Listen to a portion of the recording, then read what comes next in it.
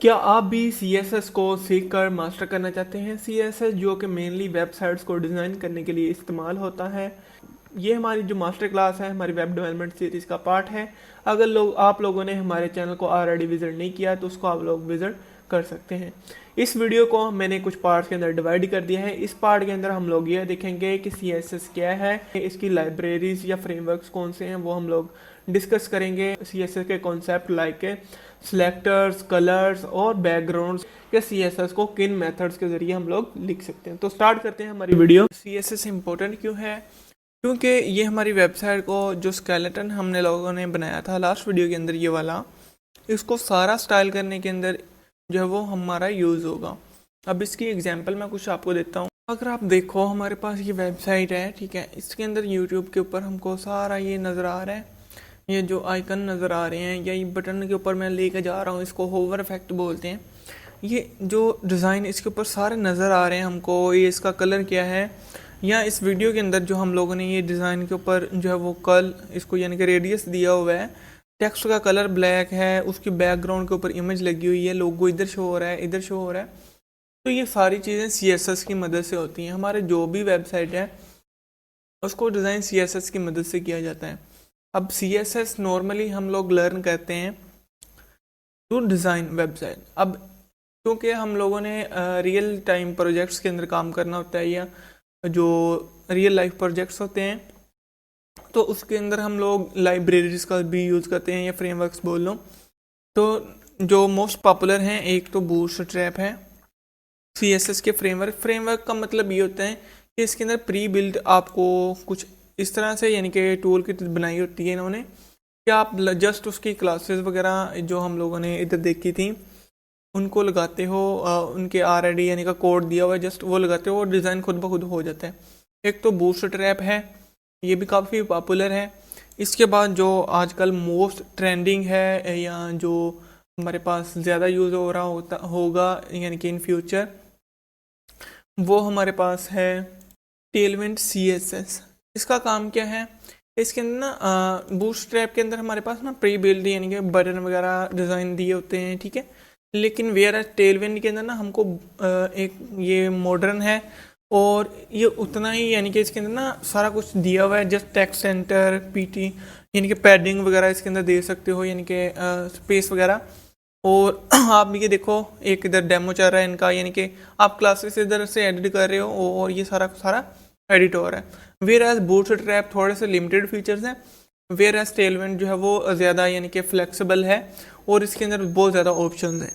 अब टेलविंड जो है वो हम लोग वेबसाइट के अंदर इंटीग्रेट कर सकते हैं इजीली और रिएक्ट वगैरह के अंदर भी।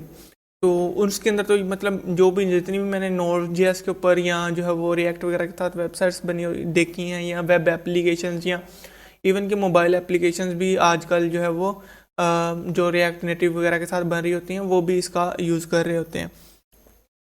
और ये सारा का सारा डिज़ाइन जो है वो आप सिर्फ क्लासेस को एडिट करते हो, ठीक है, उसकी मदद से जो है वो आप इसको यानी कि चेंज आउट कर सकते हो। और ये डायनामिकली यानी कि बिल्ड होता है। जब आप इसको यानी कि प्रोजेक्ट बना लेते हो तो जितना आपकी क्लासेस आपके कोड के अंदर चाहिए वही सिर्फ और सिर्फ लोड होती हैं और उससे आपकी वेबसाइट भी काफ़ी ज़्यादा फास्ट होती है। अब इसके अंदर आप इसके कंपोनेंट्स देखो, ठीक है, अगर आप तो इसकी डॉक्यूमेंटेशन वगैरह को रीड कर सकते हो। ये देखो इन्होंने बटन वगैरह सारा कुछ इधर बना के दिया हुआ है, एग्जाम्पल आप इनको एक्सप्लोर कर सकते हो, ठीक है।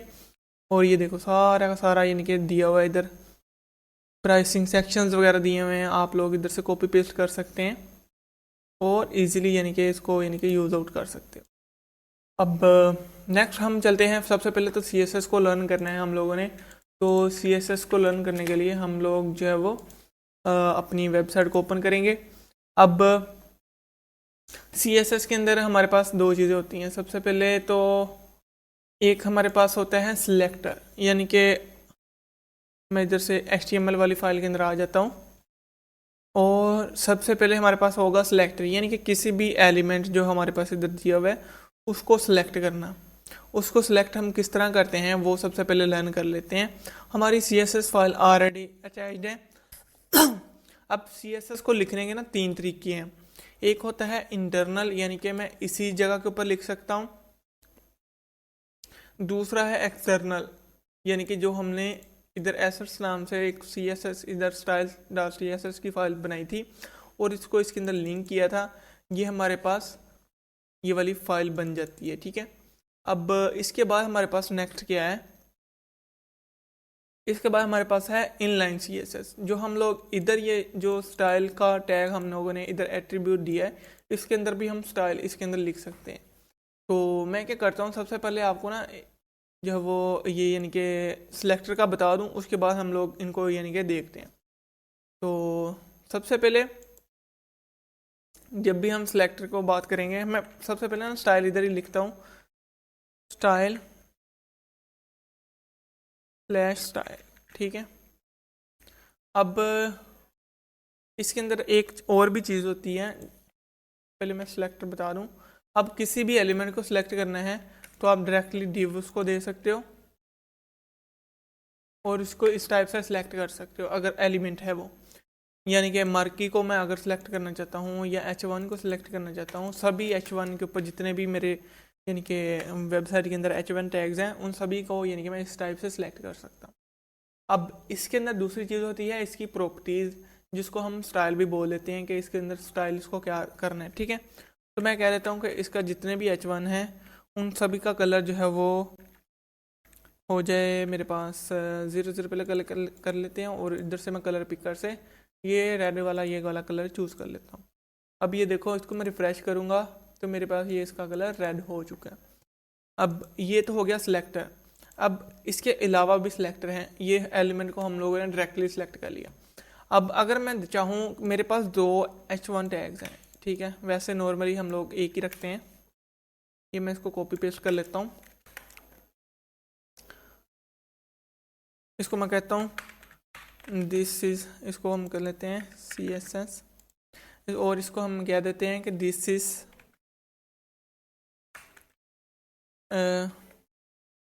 H1 second. ठीक है, यानी कि ये हमारे पास सेकंड टैग है।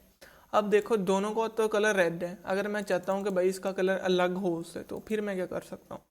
अब इधर जो हमारे पास सिलेक्टर है, उससे पहले हम लोगों को क्लास इसका यानी कि हम यूज़ करेंगे। अब क्लासेस के अंदर हमारे पास क्या होता है, हम इधर जो भी नाम लिखेंगे, यानी कि मैं कहता हूँ ग्रीन। ठीक है, और क्लास को सिलेक्ट करने के लिए आप इससे पहले डार्ट लगाओगे और इसको कह दोगे। अब इसके अंदर जो भी प्रॉपर्टी है, ठीक है, वो आप लोग इधर से लाइक के हम लोग इसका कलर चेंज कर देते हैं, ग्रीन कर देते हैं, ये रहा। ओके हो गया। अब मैं इसको रिफ्रेश करता हूँ तो ये देखो इसका कलर ग्रीन हो गया। अब ये बहुत ही इजी हुआ। इसी तरह यानी कि इसका सिंटैक्स है। इसके अलावा हम लोग इसको सिलेक्ट कर सकते हैं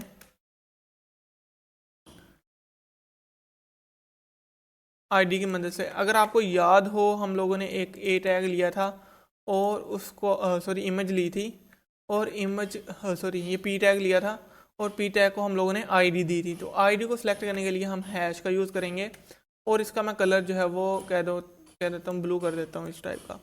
अब ये वाला जो कलर होगा इधर कहीं था, ये देखो ये ब्लू हो चुका है। अब मैं इसके अलावा प्रॉपर्टीज भी दिखाता हूँ आपको, लेकिन उससे पहले हमारे पास कुछ एक चीज़ होती है CSS स्पेसिफिसिटी करके, यानी कि कौन सा यानी कि आपको पहले यानी कि स्टाइल आएगा। फॉर एग्जांपल अगर मैं हैश टैग को इधर कर देता हूँ या H1 को जो है वो नीचे कर देता हूँ, तो हमारे पास कौन सा कलर यानी कि पहले आएगा। हालांकि H1 तो मैंने इसके नीचे लिखा हुआ है, तो हमारे पास यानी कि किस चीज़ को प्रायोरिटी दी जाएगी। तो हमारे पास इस चीज़ को सीखने के लिए मैं आपको एक चार्ट दिखाता हूँ। ये है वो चार्ट जिसकी मदद से हम लोग को इजीली पता चल जाएगा कि किस स्टाइल को प्रायोरिटी दी जाएगी। अब हम लोगों ने एलिमेंट जो सिलेक्टर लिया था H1 का, उसको सबसे कम उसकी प्रायोरिटी होगी, देन उसके बाद क्लास की प्रायोरिटी होगी, देन उसके बाद सबसे ज़्यादा प्रायोरिटी हमारे पास आईडी की होगी, उसके बाद हमारे पास सबसे ज़्यादा जो प्रायोरिटी होगी दी जाएगी वो इनलाइन CSS, यानी कि जो हमारे पास ये वाला स्टाइल एट्रीब्यूट लगाया हुआ है। इसके अंदर अगर मैं इसको कहता हूँ कलर और इसको ये वाला सिलेक्ट करके इसको मैं चेंज कर देता हूँ येलो को, तो हमारे पास ये वाला कलर जो है वो येलो आएगा। ये देखो सबसे ज़्यादा जो प्रायोरिटी दी जाएगी वो इनलाइन CSS को दी जाएगी। लेकिन हमारे पास एक और भी चीज़ होती है इम्पोर्टेंट करके।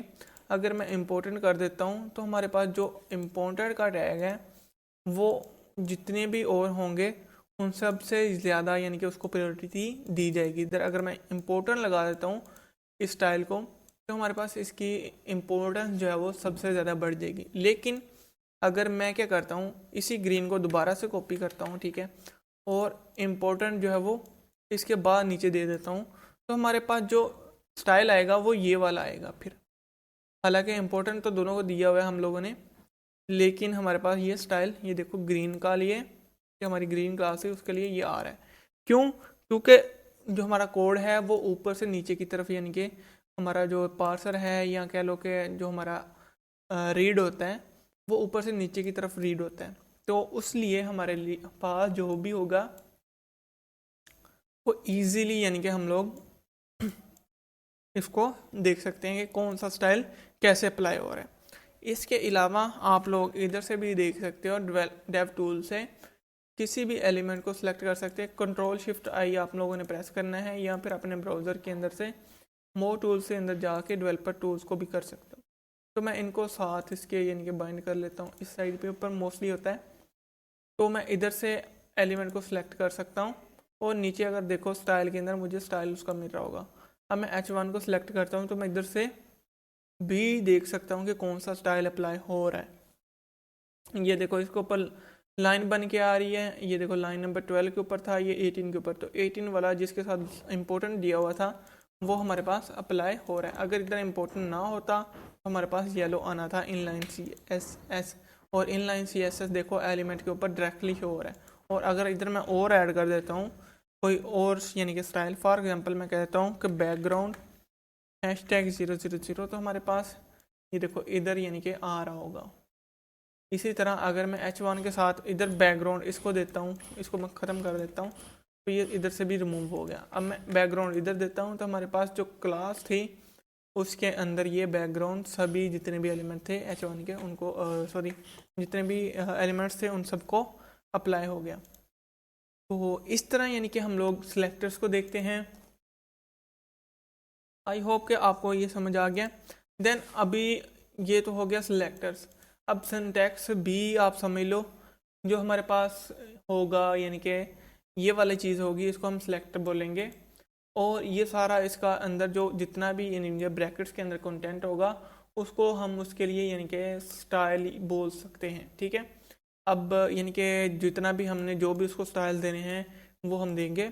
देन इसके बाद हमारे पास कलर जो है वो प्रॉपर्टी होगी, और ये वाली चीज़ जो है वो हमारे पास क्या होगी, वैल्यू होगी उस प्रॉपर्टी की।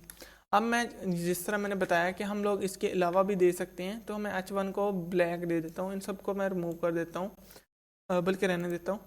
तो मैं अब देखता हूँ कि H1 जो है उस सभी के पीछे बैकग्राउंड आ गया। तो अब ये जो है ये टोटल जो है ना, मैंने इसको डिक्लेयर कर दिया है कि हमारे पास बैकग्राउंड जो है वो कौन सा होगा, या स्टाइल हमारे पास उसका कलर कौन सा होगा, ठीक है।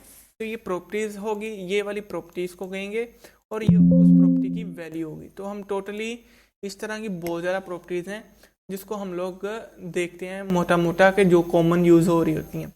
देन इसके बाद हम लोग इसके मॉडल्स की भी बात करेंगे। तो हम लोग ने ये भी देख लिया कि इंटरनल CSS कौन सी होती है। अब मैंने आपको इनलाइन CSS की ये एग्जांपल दे दी। इनलाइन CSS के अंदर सिर्फ और सिर्फ आप लोगों ने लाइक इधर बैकग्राउंड ये है तो मैं इसका चेंज कर सकता हूँ, इधर लाकर इस स्पेसिफिक एलिमेंट के लिए मैं कहता हूँ कि ये वाला यार बैकग्राउंड आप रखो, तो देखो इसका बैकग्राउंड वो वाला हो गया। इस तरह बहुत ज़्यादा प्रॉपर्टीज़ हैं, वो किधर से आपको मिलेंगी, मैं इधर लिखता हूँ CSS प्रॉपर्टीज लिस्ट।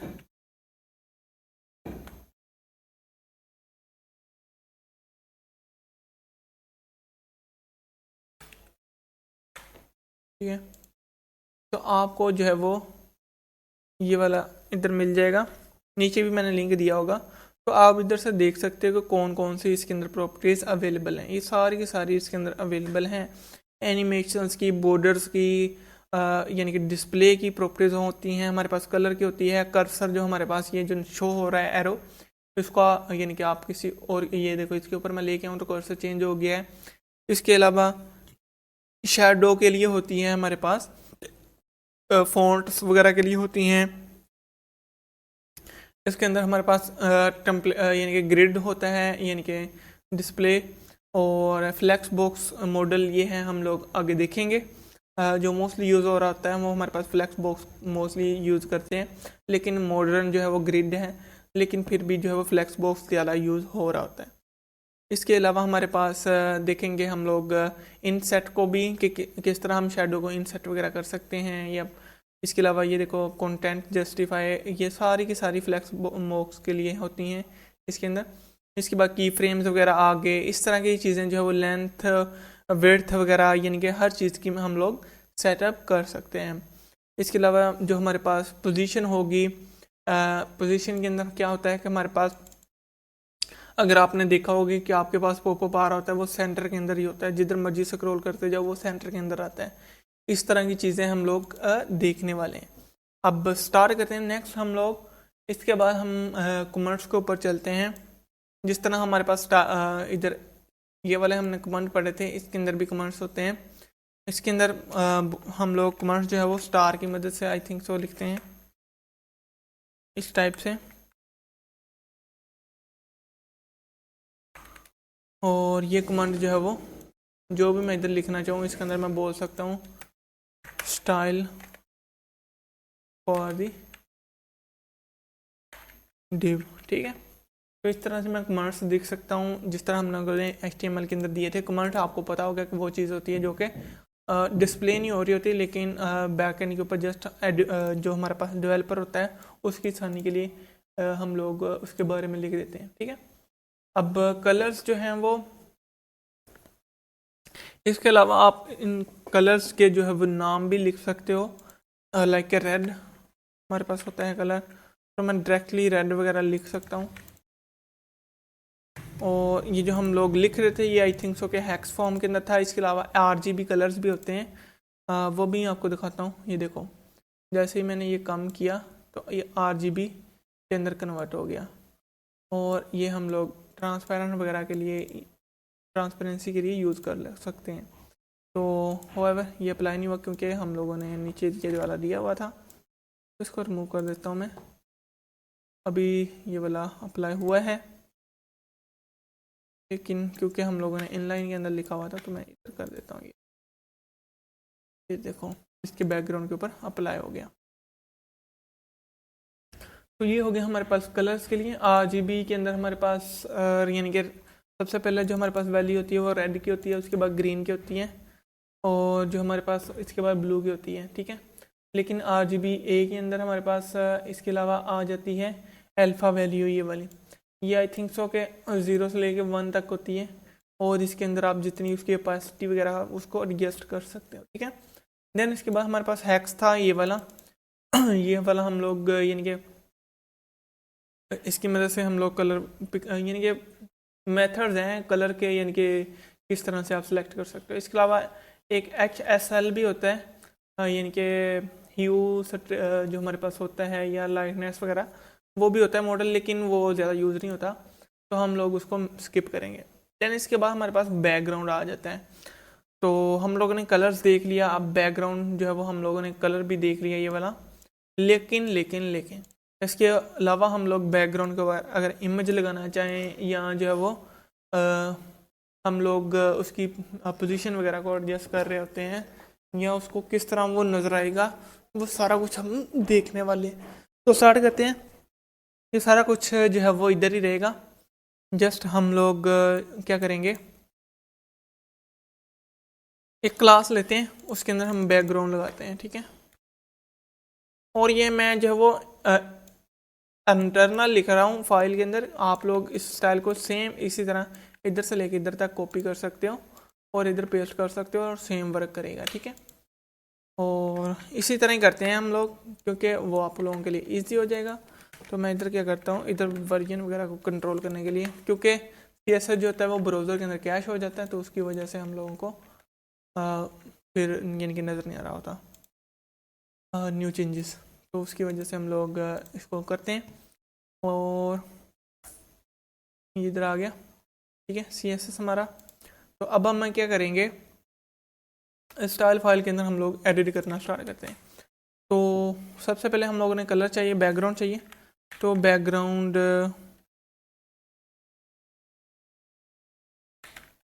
ठीक है, और इसको हम लोग डार्क बैकग्राउंड दे देते हैं नाम। और इसकी क्लास जिधर भी हम लोगों ने जिस भी एलिमेंट के ऊपर लगाना है, लाइक के इसके ऊपर मैं लगाना चाहता हूँ पी टैग के ऊपर, तो मैं बैकग्राउंड दे देता हूँ। और स्टाइल और क्लास बैकग्राउंड, ठीक है। डार्क जो हमारा क्लास के लिए होता है, तो हम बैकग्राउंड दे देंगे। तो सबसे पहले हमारे पास बैकग्राउंड कलर होता है, जो कि सेम जिस तरह हम लोगों ने बैकग्राउंड लिखा था उसी तरह लिख सकते हैं। इसके अंदर यानी कि जो भी हमारी RGB वाली वैल्यूज़ थी, क्योंकि अब मॉडर्न दौर है तो भैया आपको जो टैग्स होते हैं वो इजीली आसानी के हिसाब से यानी कि यूज़ आउट कर रहे होते हैं, ठीक है। तो इसका कलर ये देखो ये वाला हो गया। अब मैं क्या करता हूँ, इस कलर को जो है वो और चेंज कर देता हूँ, हमारे पास ये वाला जो है वो नज़र आ रहा है। मैं इस तरह करता हूँ कि एक साइड के ऊपर इसको कर लेते हैं और हमारे पास ये जो है तो इस साइड के ऊपर हम कर लेते हैं। तो इस तरह हमारे पास आसानी हो जाएगी, ठीक है। अब क्या करते हैं, हम लोग इसको क्लोज कर लेते हैं। अब नेक्स्ट हमारे पास चीज़ है,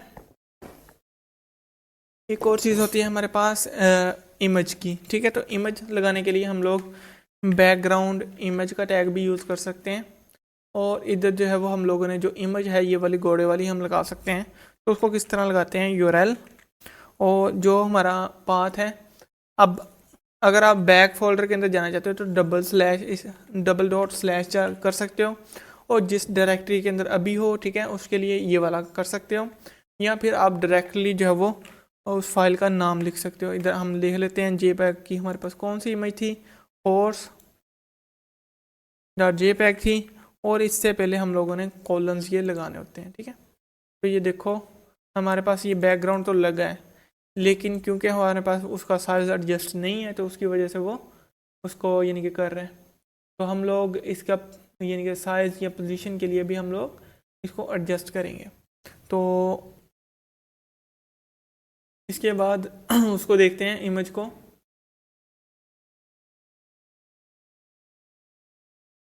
साइज़ को तो उसके लिए हम कर लेते हैं बैकग्राउंड साइज कवर कंटेन, हमारे पास कंटेन है ये देखो।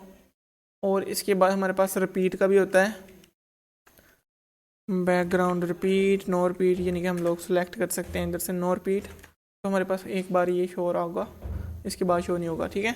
इसके अलावा हमारे पास कवर होता है, ये देखो ये इसका यानी कि पूरा जिस तरह भी होगा जस्ट उसके अंदर खुद को कर लेगा, जितनी भी कंटेंट की विड्थ होगी ये देखो उसके हिसाब से। देन हमारे पास इसके अंदर हम लोग साइज़ के अंदर 100% या इस तरह से भी यूज़ कर सकते हैं। ये वही सेम चीज़ होगी, 90% कह सकता हूँ मैं इसको, यानी कि 90% इसकी विड्थ लेगा। इस तरह हम लोग यानी कि मल्टीपल पैटर्न्स भी बना सकते हैं इसकी मदद से। वो किस तरह कर सकते हैं हम लोग, ये भी मैं आपको समझा देता हूँ।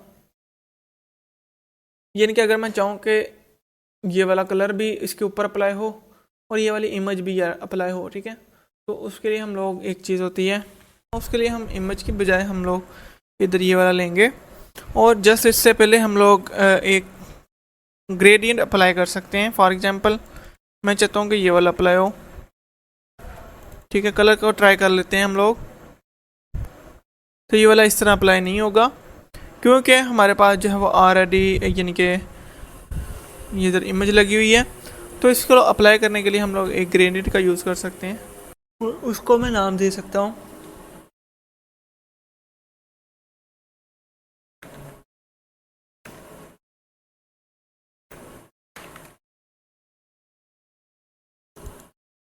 हमारे पास ये बैकग्राउंड तो ये वाला अप्लाई हुआ, लेकिन जैसे ही मैं इसकी कैपेसिटी कम करता हूँ तो फिर क्या होगा, हमारे पास वो देखो इमेज हमारे पास बैकग्राउंड के ऊपर आ रही है, क्योंकि इसकी कैपेसिटी ज़्यादा है तो उसकी वजह से ये शो नहीं हो रहा। तो मैं क्या करता हूँ, इसको इस तरह करता हूँ और इसकी विड्थ जो वो 100% कर देता हूँ, और इसको मैं कह देता हूँ कवर कह सकते हैं इसको। ये देखो मतलब कि हम लोग इस तरह अप्लाई कर सकते हैं। अब इमेज जो है वो हमारे पास कुछ उस टाइप से थी, वो बड़ी थी तो उसकी वजह से मे बी शो करेक्टली नहीं हो रही थी। तो हम क्या करते हैं, इसकी विड्थ और हाइट को थोड़ा सा ज़्यादा करते हैं, हाइट को सॉरी ज़्यादा करते हैं। तो अब हम देखते हैं, तो ये देखो हमारे पास ये बैकग्राउंड के ऊपर इमेज भी लग गई है, उसके ऊपर हमारा ग्रेडियंट भी आ गया। तो ये यूज़ कब होता है, जब आप लोगों को क्या करना होता है कि आप इमेज को जो है वो ब्लेंड करना चाहते हो किसी कलर के साथ, या आपके ऊपर उसको डार्कन करना चाह रहे होते हो। फॉर एग्जांपल मोस्टली क्या होता है कि आपके पास कोई इमेज होती है, आप उसको जो है वो डार्क करना चाह रहे होते हो। फॉर एग्जांपल मैं कह देता हूँ, ये देखो यानी कि ऊपर वाला जो कलर है इसको भी हम इस तरह कर देते हैं, तो ये अब उसके कलर से निस्बत जो है वो थोड़ा सा डार्क हो गई।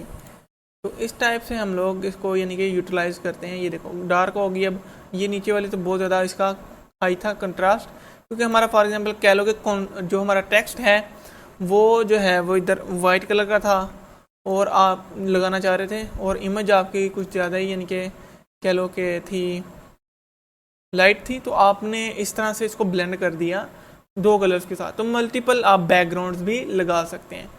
इसकी एग्जांपल जो है वो आप लोग देख सकते हो इसके ऊपर, यानी कि इधर से जब सर्च करेंगे आप तो आपको बहुत ज़्यादा इसकी एग्जांपल्स प्यारी प्यारी मिल जाएंगी।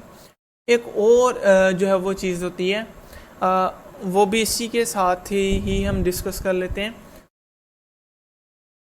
एग्जांपल अब इसकी जिस तरह हमने इस इधर 100% इसकी विड्थ की थी, इसकी मैं हाइट को एडजस्ट भी कर सकता हूँ। तो मैं 90 पिक्सल अगर लिखूँगा तो मेरे पास इसकी हाइट जो है वो 90 पिक्सल से ज़्यादा शो नहीं होगी। इसी तरह हम लोग यानी कि इसकी पोजीशन भी चेंज कर सकते हैं। तो मैं इसको कहता हूँ बैकग्राउंड पोजीशन। फॉर एग्जांपल आप इमेज ऐसे लगाना चाह रहे हैं, सिर्फ आप नीचे वाला इसका पार्ट शो करना चाह रहे हैं, तो मैं इधर लिख सकता हूँ बॉटम, ठीक है। तो हमारे पास जो भी पार्ट होगा इस इमेज का, सॉरी पहले हम लोग इसको 100 इस साइज़ को जो है वो छोड़ देते हैं और कवर कर देते हैं। तो इसको अगर देखो आप, तो आपके पास इधर जो है वो नीचे वाला इसका साइज हो रहा, क्योंकि रिपीट कर रहे हैं हम लोग, तो उसकी वजह से मे बी जो है वो आपको आगे शो हो रही है। तो हमारे पास ये देखो नीचे वाला शो हो रहा है, तो मैं इसको कह देता हूँ बॉटम लेफ्ट, यानी कि इस साइड से शो हो। ये देखो लेफ्ट साइड से यानी कि शो हो रही है उसकी ग्रास वाली।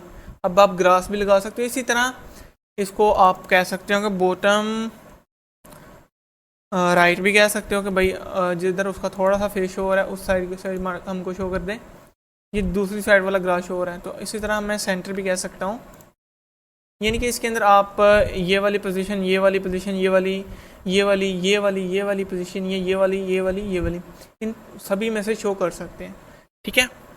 और मैं कह देता हूँ इधर सेंटर, ठीक है। तो सेंटर तो नहीं होती, सेंटर जो है वो हमारे पास अकेली होती है, आई थिंक सो। तो ये देखो इसका जो सेंटर बना इमेज का वो उसने शो कर दिया। तो मैं बैकग्राउंड साइज़ को दोबारा से लगाता हूँ और इसको मैं कवर बोल देता हूँ,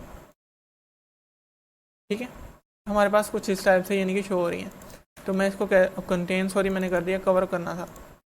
कवर के अंदर क्या होता है कि वो उसको एडजस्ट कर लेता है पूरी इमेज के हिसाब से। और रिपीट के अंदर मैं कहता हूँ